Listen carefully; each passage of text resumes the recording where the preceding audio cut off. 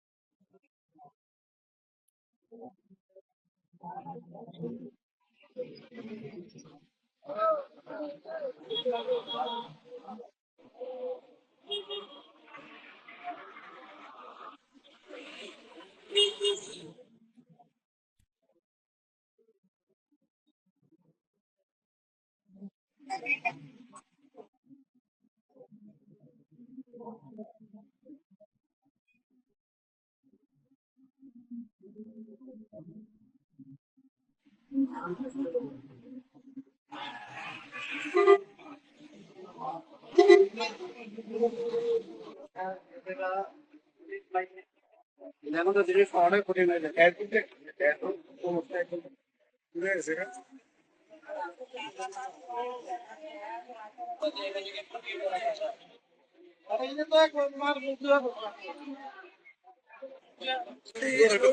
বাস থাকবে, বাস ছাড়া থাকবে যদি আইল্যান্ডের সাথে না বাঁচতো। হ্যাঁ, ওই আইল্যান্ড আইল্যান্ড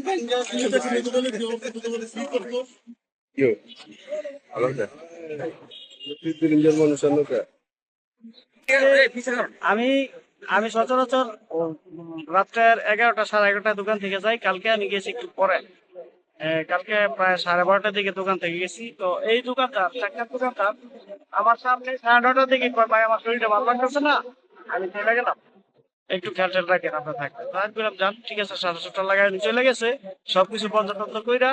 উনি আবার সবসময় ওনার একটা ভিতরে সাইকেল ট্রাকার বন্ধ কইরা ফিরে ইয়ার পরে উনি ওখানে যায়। উনি 9:30টার দিকে গেছে, আমি গেছি 12:30।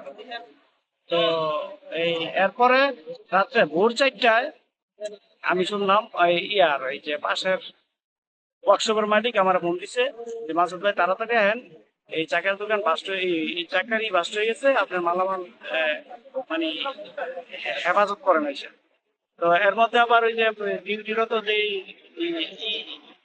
পুলিশ সাব ইন্সপেক্টর অনিল সম্ভবত ওনার নাম, উনি আবার আমার ফোন দিল যে মাসুদ ভাই তাড়াতাড়ি আহেন, এত দুর্ঘটনা ঘটছে, আপনার দোকান চেক করেন।